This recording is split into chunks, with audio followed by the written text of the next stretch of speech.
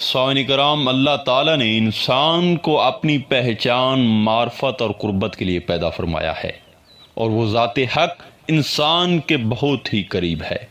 قرآن مجید میں ارشاد باری تعالیٰ ہے، ہم بندے کی شاہ رگ سے بھی زیادہ قریب ہیں۔ سامعین کرام، شاہ رگ اور انسان کی زندگی میں کوئی فاصلہ نہیں ہوتا، یعنی زندگی شاہ رگ میں ہے، اور شاہ رگ کے کٹتے ہی زندگی ختم ہو جاتی ہے، اور وہ ذات شاہ رگ سے زیادہ ہمارے قریب ہے۔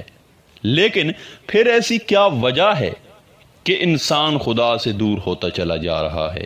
دراصل اللہ کی پہچان، اللہ کی قربت اور اللہ سے نزدیکی کا راستہ کوئی دشوار گزار پہاڑ پر چڑھنے کا راستہ نہیں ہے، اور نہ ہی اللہ اور بندے کے درمیان کوئی تیسرا حائل ہے کہ جس کے باعث بندہ رب کا دیدار و قرب حاصل نہ کر سکے۔ دراصل کچھ حجابات ہیں جو انسان اور رب کے درمیان حائل ہیں، اور یہ ایسے خطرناک حجاب ہیں جو روز بروز انسان کو اللہ سے دور کرتے جا رہے ہیں، اور ان حجابوں کی وجہ سے انسان اللہ کا دیدار و قربت اور اللہ سے ملاقات کرنے کے شرف سے محروم ہو چکا ہے۔ حقیقت تو یہ ہے کہ وہ ذات ہمارے انتظار میں ہے اور فرما رہا ہے کہ اے میرے بندے، تم میری طرف 1 قدم چل، میں تمہاری طرف 2 قدم چلوں گا۔ تو میری طرف 2 قدم چل، میں تیری طرف دوڑ کے آؤں گا۔ لیکن بندہ حجابوں میں گم ہو کر حقیقت سے اندھا ہو چکا ہے، وہ مادی و فانی لذتوں کا شکار ہو چکا ہے، وہ حب دنیا و ہوا و ہوس میں پڑ چکا ہے، جبکہ دوسری طرف آواز آ رہی ہے کہ اے میرے محبوب، اس نفسانی و مادی وجود کے گھر کی زینتوں، شہوتوں اور محبتوں میں گرے ہوئے انسانوں کو میرا پیغام پہنچا دو۔ اور نباکم بخیر من ذالکم، کیا میں تمہیں ان سب سے بہترین چیز کی خبر دوں؟ سامعین کرام، سب سے بہتر چیز کیا ہے؟ دیکھیے، سب سے بہتر چیز اللہ کی قربت ہے، اللہ کی دوستی ہے۔ سب سے بہتر چیز اللہ کا دیدار اور اللہ کی ملاقات ہے۔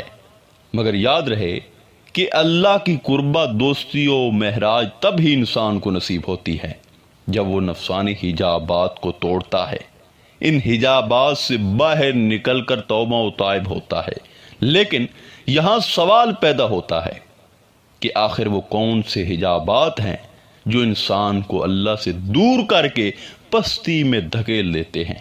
سامعین کرام، پہلا حجاب جو اللہ اور بندے کے تعلق میں رکاوٹ ہے، وہ ہے کفر و شرک کا حجاب۔ یہاں اس حجاب میں بندہ اللہ کو مانتا ہی نہیں اور اس پر ایمان رکھتا ہی نہیں، اور بعض لوگ ایسے ہیں جو اللہ پر ایمان بھی رکھتے ہیں مگر پھر بھی کفر و شرک کرتے ہیں۔ دیکھیے، جو بندہ اللہ کے وجود کا انکار کرتا ہے، اللہ کو مانتا ہی نہیں، دراصل وہ کفر کبریٰ کر رہا ہے۔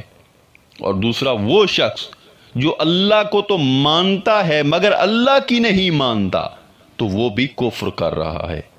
اب اللہ اور اس کے رسول کا فرمان ہے کہ نماز پڑھو، ذکر کرو اور گناہوں و نافرمانیوں سے باز رہو، جبکہ دوسری طرف نفس و شیطان کہتے ہیں کہ نماز و ذکر کے نزدیک بھی مت جاؤ۔ اب بندہ اللہ اور اس کے رسول پر ایمان بھی رکھتا ہے، اسلام میں بھی داخل ہے، لیکن وہ کہنا نفس و شیطان کا مان رہا ہے، نماز و ذکر وغیرہ کا انکار کر رہا ہے، اور انکار کو ہی تو کفر و شرک کہتے ہیں۔ اور یہ سب سے بڑا حجاب اللہ و بندے کے درمیان ہے، لہذا آدمی کو چاہیے کہ اس حجاب کو توڑے اور ایک ہی در یعنی اللہ اور اس کے رسول کا فرما بردار ہو جائے۔ سامعین کرام، انسان کے لیے دوسرا حجاب عقائد و فاسدہ کا ہے۔ بندے کے گمراہ کن غلط خیالات اور نظریے بندے کو اللہ سے دور کر دیتے ہیں۔ شیطان نے اللہ رب العزت کی بارگاہ میں یہ اعلان کیا، ثم لآیاتینہم من بین ایدیہم ومن خلفہم وعن ایمانہم وعن شمائلہم، پھر میں یقیناً ان کے آگے سے اور ان کے پیچھے سے اور ان کے دائیں سے اور ان کے بائیں سے ان کے پاس آؤں گا۔ سامعین کرام، اس آیت کے متعلق صوفیہ کرام اور علماء اہل حق فرماتے ہیں کہ شیطان کے سامنے سے آنے کا مطلب یہ ہے کہ وہ محسوسات کے چینل سے حملہ آور ہوتا ہے، یعنی اس طریقے سے حملہ کرتا ہے جو ظاہر میں دکھائی دینے والے طریقے ہیں۔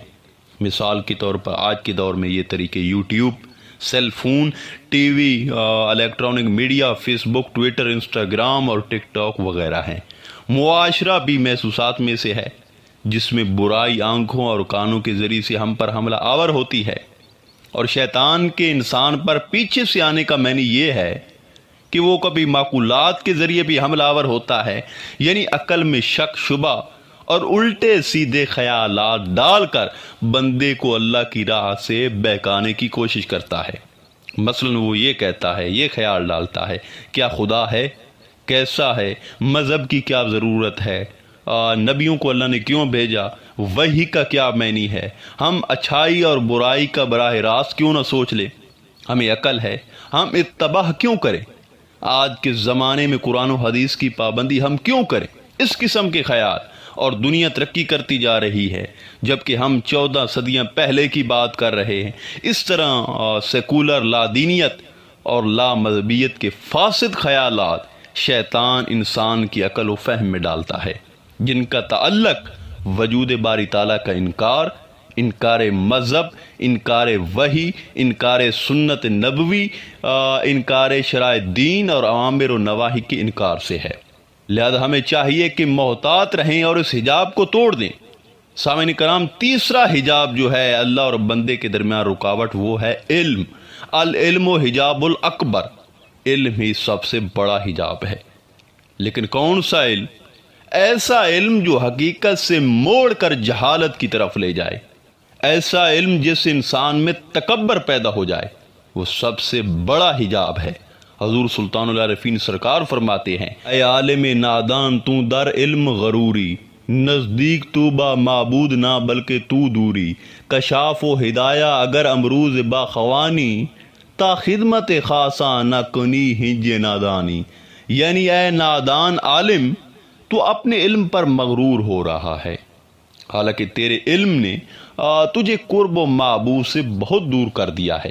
اگرچہ تو ہر روز کشاف و ہدایت کا مطالعہ بھی کرتا ہے، لیکن جب تک تو خاصان خدا کی خدمت میں نہیں پہنچے گا کچھ بھی نہیں جان سکے گا۔ لہٰذا ہمیں چاہیے کہ ہم اس علم کو خیر بات کہہ دیں جو ہمیں معرفت الہی، عشق مصطفیٰ، عشق اہل بیت اور عشق صحابہ اور اولیاء کرام سے دور کرتا ہے، اور اس حجاب سے نکلیں۔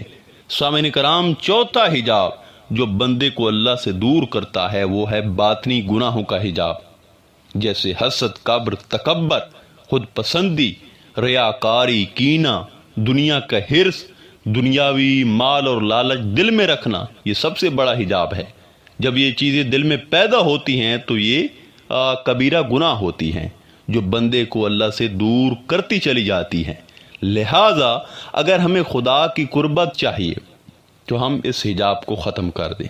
سامعین کرام، پانچواں حجاب زہری گناہ میں کبیرہ گناہ ہے، جیسے قتل، شراب، والدین کی نافرمانی، حرام کھانا اور محرمات سے حرام کرنا ہے۔ لہٰذا اس حجاب کو توڑنا بہت ضروری ہے۔ سامعین کرام، چھٹا حجاب صغیر گناہوں میں کبیرہ گناہ ہے، یعنی ہر وہ کام جو اللہ اور اس کے رسول کی ناراضگی کا سبب بنے۔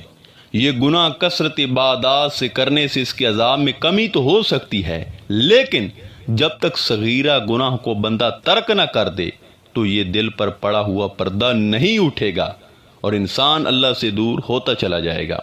سامعین کرام، ساتواں حجاب جو صغیرہ اور کبیرہ گناہ بھی نہیں ہے اور باطنی گناہ بھی نہیں ہے، لیکن فضول چیزیں ہوتی ہیں، یہ بڑا حجاب ہوتی ہیں۔ یہ سب چیزیں اس میں شامل ہوتی ہیں، جیسے لغویات اور فضولیات وغیرہ۔ اس لیے تو خاموشی کو عین عبادت قرار دیا گیا ہے۔ لہٰذا ہمیں لغویات اور فضولیات کے حجاب کو توڑنا چاہیے، اس سے بچنا چاہیے۔ سامعین کرام، آٹھواں حجاب غفلت ہے، یعنی آپ دل میں تو تسبیح کرتے ہیں لیکن دل اس تسبیح کے ساتھ جڑا ہوا نہیں ہوتا۔ آپ صرف زبان سے تسبیح کر رہے ہوتے ہیں، دل کو پتہ ہی نہیں۔ آپ عبادت کر رہے ہیں لیکن دل اس عبادت میں نہیں ہے۔ تسبیح پھری تے دل نہ پھریا، کی لینا تسبیح پھڑ کے ہو۔ سلطان باؤ سرکار کا فرمان ہے کہ انگلیوں کے پوروں سے تسبیح کے دانے پھسلتے ہیں مگر دل کی دھڑکنوں میں جب تک وجد کی تسبیح نہیں چلتی تو اس کا کوئی فائدہ نہیں۔ سامعین کرام، یہ 8 حجاب بندے کو اللہ سے دور کرتے چلے جاتے ہیں، لہٰذا ہمیں اگر اللہ کی قربت اور اللہ سے تعلق پیدا کرنا ہے تو ان حجابات سے ہمیں باہر نکلنا ہوگا۔ آخر میں دعا ہے کہ اللہ تعالی ہم سب کو ہر اس ایسے حجاب سے محفوظ رکھے جو بندے اور اللہ کے درمیان رکاوٹ ہے۔ انشاءاللہ تعالی ملتے ہیں ایک نئے موضوع میں، تب تک اللہ نگہبان۔